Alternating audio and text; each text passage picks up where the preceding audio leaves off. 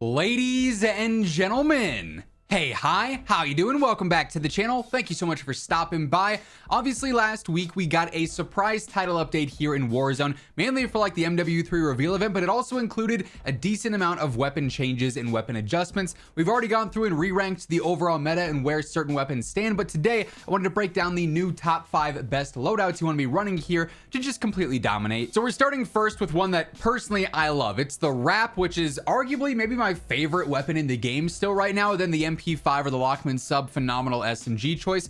Real quick, this is the same on every single loadout here today. For my tactical, lethal, and perks, I'm going for smokes and semtexes, or knives if you want to play resurgence for those insta finishes. Of course, go for that. And then for my perk package, overkill, double time, fast hands, high alert. If I'm able to grab a second loadout in the game, I'll usually switch out overkill for like tracker, and then I also switch out high alert for bird's eye if possible. Or if I already have a comms vest, I'll just keep high alert on there. Kind of depends on how the loot is treating me in any given game, right? But like I said, that's the same on every single loadout here today, so we only have to go through that once. But as far as the RAPP and the MP5 go, it's the perfect combination for all ranges. RAPP has you covered for mid to long range with one of the best TTKs in the game in general, and then the MP5 up close, still one of the top tier SMG options. Really, I would say the second best behind the ISO, which we'll be getting to here in just a moment. So you can't go wrong with either of these weapons here. This RAPP setup is surprisingly easy to use, despite the fact that it has such a competitive TTK. I'm always going for aim up, as you guys know. If there's a different optic you like more,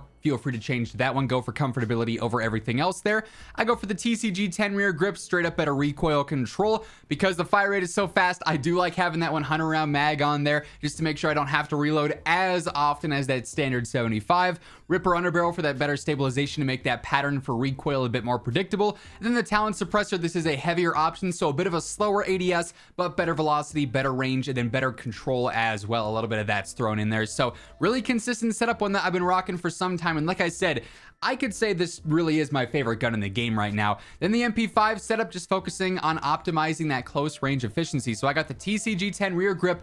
This is for better control, but I just tuned for the inverse of better mobility there, basically. 50 round drum, your basic extended mag. I like overpressured ammo, but hollow point is really good. Frangible is really good. It just depends on what you want the weapon to do. Obviously, frangible is going to stop healing. Hollow point's going to slow enemies down and not allow them to sprint away. Overpressured induces flinch, so they're going to miss more shots. I really like that benefit, honestly. 7mm laser for that faster ADS and sprint to fire, then the Falcon barrel for that better movement speed and ADS speed. It's an aggressive SMG setup. It's fast, it's snappy, and kills extremely quick up close. Now, as with any new weapon that drops, I always try and give you guys a loadout for it, and of course the M13C just dropped with the Shadow Siege reveal event. I will say though, this is one of those situations where I haven't covered this weapon yet, and I want to make sure you guys have a class set up for it if you want.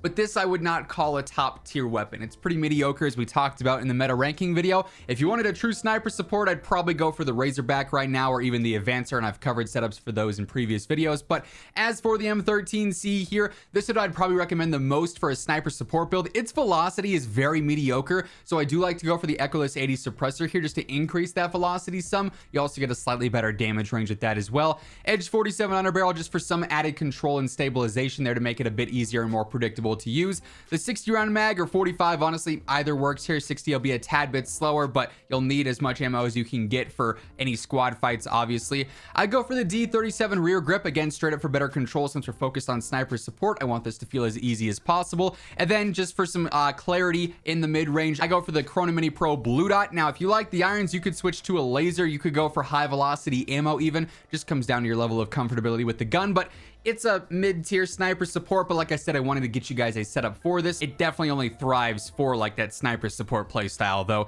Then for the best sniper for pubs, at least, still the MCPR in my opinion, because it can still one shot. Now if you're playing ranked, it'd obviously be the Signal instead, but MCPR, I really just love this thing for the one shot knocks. It's the most aggressive one shot capable sniper here. I don't love the base scope, so I go for the Forged Tac Delta 4. If there's a different scope you like more, again, feel free to use that one, but I'm pretty comfortable with that one at this point.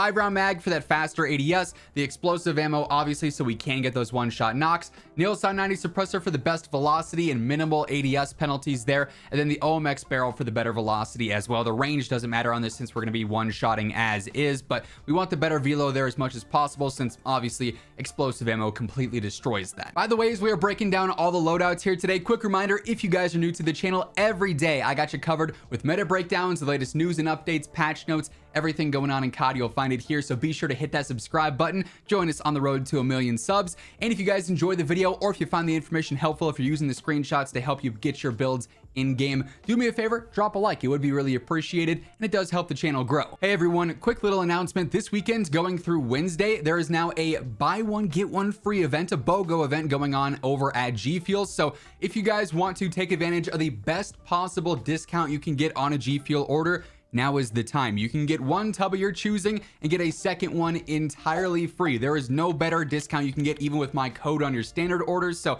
if you're looking to try out a new flavor or restock your favorites, now is literally the best time to do so. The link for that will be down in the description below. Now, as I mentioned, the ISO still is that #1 SMG choice for sure, and I'm pairing it with the Squall now. This is probably going to be my #1 go-to loadout for ranked or for trying to drop high kill games and get that win, instead of the TAC V in the ISO. The TAC V did catch those nerfs that to me make it a little bit less desirable because now it has a little bit more recoil control and less of a reward there. The Squall is still very easy to use and its TTK is still extremely competitive as well. Now the ISO setup going to be the same one that we've been talking about for a long time now, pretty much since its inception, because if it ain't broke, don't fix it, right? I love the feel of this setup in particular. 45-round drum, very basic extended mag. For some mid-range, just to keep the weapon consistent, I go for the KT85 compensator on here. It's going to help out with both vertical and horizontal control. 7mm laser for that faster ADS and sprint to fire again. The Cheetah stock, which I love this because it offers so much mobility. This is such an aggressive and snappy SMG. I just love the feel of it. And then I go for the sheer rear grip as well, even better ADS and sprint to fire. So this thing is quick, it's aggressive, and you know, up close, it's going to fry everything. And even in the mid-range, it's got the best TTK of the subs. And then for the Squall, we're just throwing it back to the same setup we had before we all switched over to the TAC V, right? So AMOP V4, whatever optic you prefer more. 50-round drum. Keep in mind, we are using this in full auto. You don't want to use this semi-auto version. That's not where it thrives. Full auto is the go-to here. Ripper on a barrel for that better stabilization yet again. The HR 6.8 barrel for the better range, velocity, and control since we don't have high velocity on here. And then for the compensator, you got a couple of choices. I like the feel of Sack and Tread 40, and I'm very comfortable with this pattern. So if it ain't broke, again, don't fix it, right? I'm familiar and I can fry with this. It's going to offer mainly vertical, but some horizontal. But if you wanted to focus more on horizontal, just switch over to the Bore 490. Each of these choices, it is phenomenal. It totally just comes down to how you want the weapon to behave. Do you want more vertical control? Do you want more horizontal control? There is no wrong answer between those two, but this thing is a really, really good primary option right now. Another combo that I'm really liking right now is the 7.62 and the MP7, the Kastov 7.62 that is rifle. This is probably the best rifle in the game in terms of TTK and overall efficiency, especially after the updates that a lot of the rifles have seen recently. And the MP7 is just sort of the do-it-all SMG. It works in the close range, it especially works in the mid-range, and it's so easy, so straightforward with the control here. Really like the feel of that. Very similar setup to my ISO build, actually. 50-round extended mag. If you wanted to go up to 60, you could. That's totally up to you. KT85 just to make it consistent, especially in the mid-range there. 7mm laser for that faster ADS and sprint to fire. RXT stock for the better sprint speed and ADS speed. If you want to upgrade to the collapsed for even better mobility, you could, but you're going to have more recoil there, so just keep that in mind. Then I go for the soldier rear grip, better ADS and sprint to fire. Very standard there, but like I said, this SMG is just checking off all the right boxes. Speed, mobility, control, TTK. It's doing it all very, very well. And then for the 7.62, really just want to focus on some control here, optimize it for the mid to long range. It's a bit more of a higher recoil rifle compared to some other choices, but it's higher risk, high reward. The TTK here is best in class, basically. So AMOP V4, standard yet again. 40-round extended mag's the max here, but it's got that slower fire rate, so that's not a huge concern. I go for high velocity ammo here because I like the consistent feel of that hit reg and that easy bullet lead over long range. But if you want even more control on a build like this, you could upgrade to the Cast 10 barrel and swap out high high velo for that. I got F-Tac Ripper, yet again, no surprises here. Then the Talon Suppressor, once more for the better velocity, range, and control since it is a heavier suppressor. Love the feel of this, probably my go-to rifle build at the moment. It's just nice and consistent. And then lastly, I got the SO14, which actually just caught some buffs and for some reason is invisible in my gunsmith screen. And then also the Vaznev, a phenomenal secondary, right up there with the ISO and the MP5 in terms of that close range TTK. And this is a setup that I'm sure you guys are plenty familiar with by now because we haven't changed this one in some time either. I mean, it just hasn't ever received any necessary changes that we had to alter anything here.